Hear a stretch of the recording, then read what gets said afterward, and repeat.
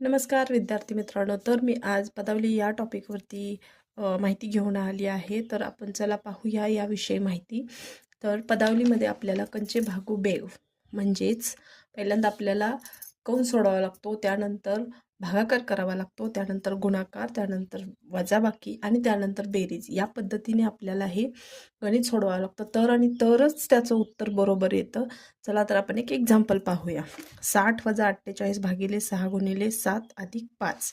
तर पहिल्यांदा आपल्याला इथं भागाकार दिलाय म्हणून भागाकार गणित लिहिताना हे पहिली संख्या जशी आहे तशी लिहायची. 6 8 48 म्हणून इथं 8 गुणिले 7 अधिक 5. परत गुणाकार 8 7 56. 60 - 56 अधिक 5.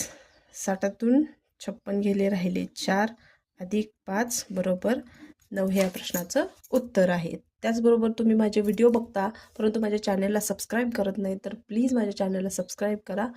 Bye bye.